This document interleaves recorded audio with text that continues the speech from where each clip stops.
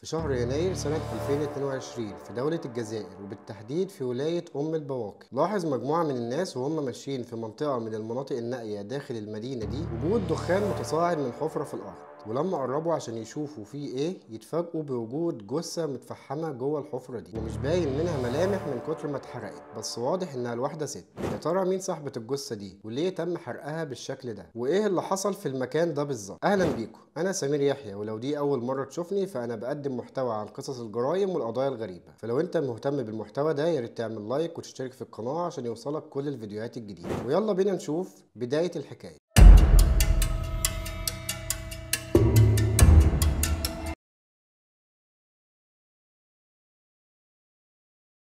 حكاية النهاردة بتبدأ في الجزائر في ولاية البواقي. حفيظة المنصوري 31 سنة اتولدت لأسرة متوسطة ومثقفة، وكان الأب والأم مهتمين جدا بتعليمها هي وإخواتها اللي هم 3 بنات وولدين، وكانوا شايفين إن أحسن استثمار إن هم يستثمروا في أولادهم. وكانت حفيظة متفوقة دايما وبتجيب أعلى الدرجات، وكانت بتحب دايما تشترك في أنشطة خيرية من صغرها لحد ما خلصت الثانوية. وبعد ما خلصت الثانوية حفيظة قررت تدخل معهد التمريض لأنها كانت حابة جدا المجال ده، وكانت شايفة نفسها فيه وحابة تساعد المرضى والناس بشكل عام. وفعلا حفيظة دخلت معهد التمريض وتفوقت فيه وتخرجت منه بمجموع كويس، وده خلاها تتعين أول ما اتخرجت في مستشفى في نفس الحي اللي هي ساكنة فيه. وكانت حفيظة مبسوطة جدا في شغلها ومخلصة فيه، وكان مشهود لها إنها ودودة جدا مع المرضى وبتحب دايما تساعدهم، وكانت بتعمل اللي عليها على أكمل وجه، مش بس كممرضة ولكن كإنسان. حفيظة كمان عشان كانت بتحب تساعد الناس وكانت شايفة دايما إن ده مصدر سعادتها، فكانت بتشترك دايما في أنشطة خيرية، وكانت بتتطوع للعمل في جمعيات خيرية كتير. وفي الوقت ده ظهر في حياتها شاب اسمه حسين، كان ليه معرفة بأبو حفيظة وكان ساعات بيشوفها معاه وأعجب بيها جدا، وده مش بس عشان حفيظة كانت بنت جميلة ولكن كانت مؤدبة جدا وأخلاقها عالية، وده كان معروف عنها في الحي كله، وكمان كان واضح ده جدا من طريقة كلامها وتعاملها مع الناس كلها. وحسين بيقرر انه يتعرف على حفيظة، والحقيقة ان هي كمان اعجبت بيه وبتقوله انها ما عندهاش اي مشكلة في الارتباط بيه، بس الارتباط ده لازم يكون بشكل رسمي. وعلى طول حسين بيروح يتقدم لاهلها اللي هم كمان بيوافقوا عليه لانهم كانوا على معرفة بيه وكانوا شايفين انه شاب كويس ومناسب جدا لحفيظة، وخصوصا انهم كانوا شايفين ان هي كمان معجبة بيه. وفعلا بتتم الخطوبة بشكل رسمي، وفي اقل من سنة بيتجوز حسين وحفيظة. ولكن مع مرور الايام وفي اقل من شهر بتبدا تظهر الخلافات بين حسين وحفيظه، وده بسبب ان شغل حفيظه وكمان الجمعيات الخيريه واخدين كتير من وقتها، وده كان مضايق حسين جدا وما كانش متقبل الوضع ده. ولما طلب من حفيظه انها تسيب الشغل وتتفرغ لبيتها كان ردها صريح وحازم جدا، وهو انه اتجوزها وهو عارف انها بتشتغل وانها مش مستعده انها تسيب الشغل ده تحت اي ظرف. وهنا الاتنين ما بيلاقوش قدامهم حل غير الانفصال، وفعلا بيتم الطلاق بينهم بمنتهى الهدوء والاحترام وبدون اي مشاكل. وبالرغم ان حفيظه كانت متفقه مع حسين على قرار الطلاق ومأيداه، الا ان الانفصال ساب فيها جرح وألم كبير، وعشان كده قررت حفيظه انها تشغل نفسها اكتر في الشغل عشان تحاول تنسى وتتخطى الألم ده. وكمان قررت ما بينها وبين نفسها انها مش هتكرر التجربه دي تاني. ومش بس كده، حفيظه عشان تشغل نفسها اكتر قررت انها تترشح لمجلس النواب،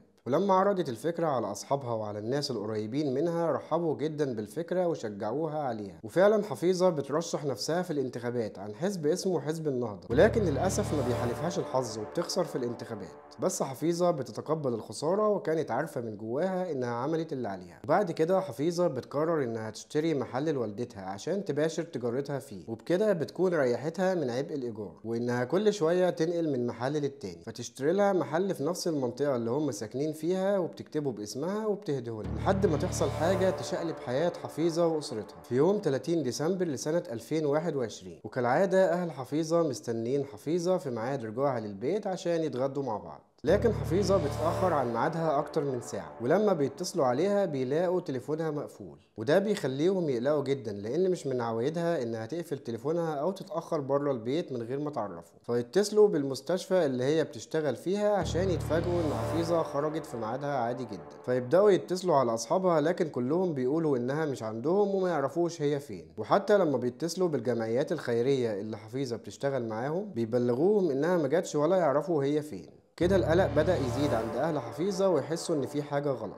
وإنهم لازم يعملوا بلاغ في اسم الشرطة. وفعلا بيروحوا على اسم الشرطة ويعملوا بلاغ بتغيب بنتهم، ورجال الشرطة بيهدوهم وبيقولوا لهم إنهم هيعملوا كل اللي يقدروا عليه عشان يلاقوها. وبعد مرور 4 أيام بيبلغ مجموعة من الناس عن وجود جثة متفحمة داخل حفرة في منطقة نائية بالمدينة. وبسرعة بيتوجه رجال الشرطة ورجال المعمل الجنائي على المكان اللي تم الإبلاغ عنه عشان يلاقوا فعلا جثة متفحمة، وواضح إنها الواحدة ست، ولكن ملامحها مش باينة للأسف من أثر الحرق. ولكن تقرير المعمل الجنائي بيثبت إنها في أواخر العشرينات من عمرها. ومع مراجعة بلاغات التغيب اللي متقدمة لاسم الشرطة بيكون في احتمال كبير إن دي تكون جثة حفيظة. فبيقوم رجال الشرطة بإبلاغ أهل حفيظة إنهم وصلوا لمعلومات عنها وإنهم محتاجينهم في اسم الشرطة. وبسرعة بيروح أهل حفيظة على اسم الشرطة عشان يتم تبليغهم إنهم عثروا على جثة وإن في اشتباه إن دي تكون جثة حفيظة، وإنهم محتاجين ياخدوا منهم عينة عشان يعملوا تحليل DNA. وللأسف بيثبت تحليل DNA إن دي فعلا جثة حفيظة، وبينهار أهل حفيظة وبتكون صدمتهم شديدة جدا. وبعد كده تقرير الطب الشرعي بيثبت إن سبب الوفاة خنق في الرقبة، وإن في أثر لكدمات في جسمها بتثبت إنها تعرضت لضرب شديد قبل ما يتم خنقها، وإنه بعد كده تم حرق جثتها. للأسف حادثة بشعة جدا وبتدل على منتهى الوحشية. وبيبدأ رجال المباحث يعملوا تحرياتهم عشان يوصلوا للي عمل كده. ولما بيسألوا أهل حفيظة إن كان ليها أي أعداء فبيجاوبوا إن هي ما كانش ليها أي أعداء، وبالعكس كانت محبوبة من كل الناس. ولما بيتم سؤالهم عن طليقها وهل في احتمال إن هو اللي يكون عمل كده فبيجاوبوا إن ده أمر مستبعد جدا، لأنهم اتطلقوا بمنتهى الاحترام وبدون أي مشاكل، وإنه ده كان قرارهم هما الاتنين. فيبدأ رجال المباحث يعملوا رصد لكل المكالمات اللي اتعملت من تليفون حفيظة آخر 3 أيام عشان يلاقوا إن آخر مكالمة اتعملت من تليفونها كانت مع شخص اسمه هشام، مهندس وعنده مكتب لبيع العقارات.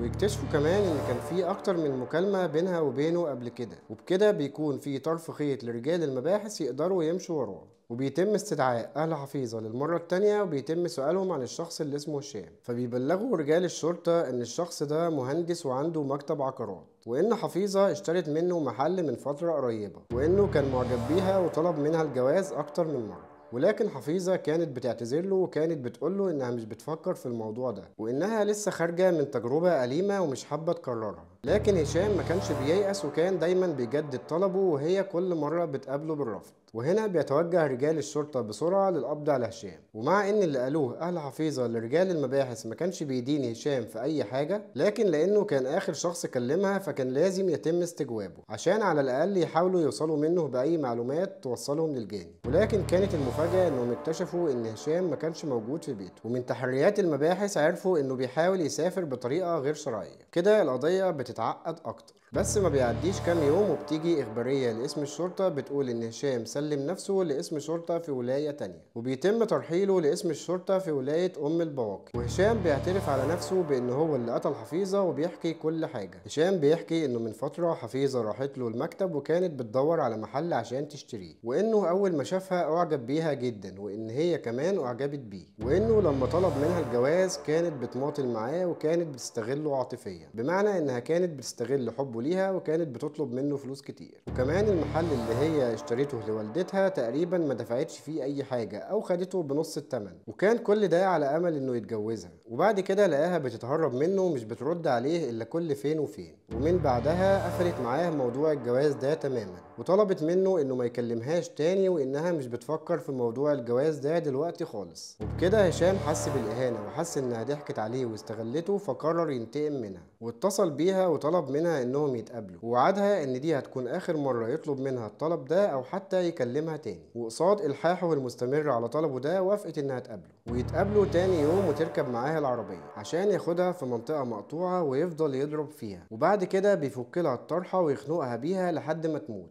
وبعدين يحفر حفرة ويرميها جواها، وبعد كده يولع في جثتها ويحرقها. أظن مفيش أغبى ولا أبشع من كده. بس السؤال هنا، هل الحب ممكن يتحول لانتقام مرعب بالشكل ده؟